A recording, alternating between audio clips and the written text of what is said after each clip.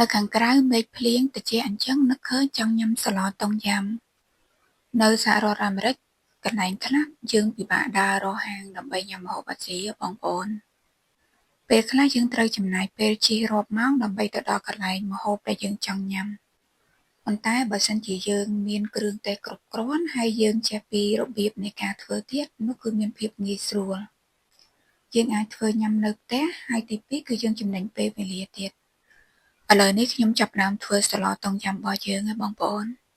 ដំបូងគឺខ្ញុំឆាគ្រឿងផ្សំរបស់យើងមានដូចជាគល់ស្លឹកគ្រៃខ្ទឹមសខ្ទឹមក្រហមហើយនិងស្លឹកក្រូចសើច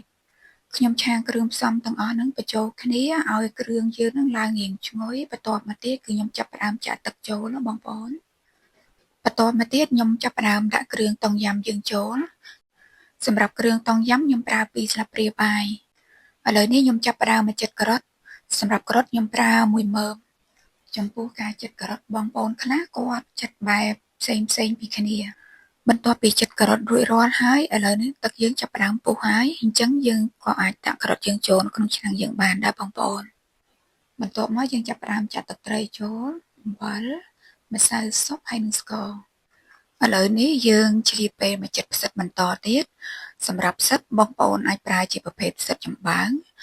បើខ្ញុំនៅទីនេះផ្សិតចំបើងគឺពិបាករកខ្លាំងមែនទែនបងប្អូន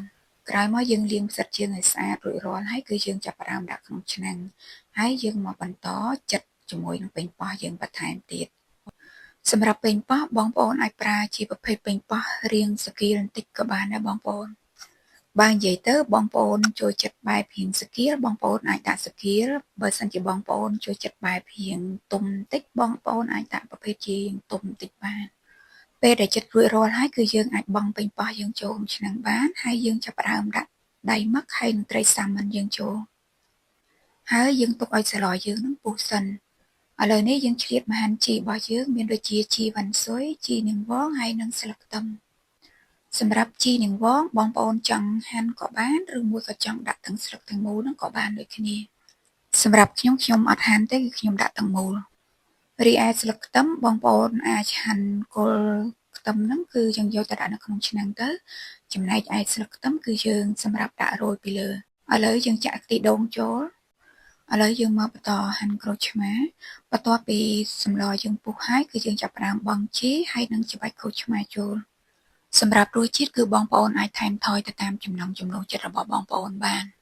បើបងប្អូនចូលចិត្តរសជាតិតិចបងប្អូនអាចថែមគ្រឿងពីលើនោះបន្តិចទៀតឥឡូវនេះយើងដល់វគ្គដែលត្រូវភ្លក្សមុខម្ហូបយើងហើយខ្ញុំបញ្ចូលសលេងបដាលាបទឹកមាត់បដាសូមអរគុណបងប្អូនដែលតែងតែទស្សនាវីដេអូខ្ញុំកុំភ្លេចចុច like និង share ដើម្បីទទួលបានវីដេអូថ្មីៗ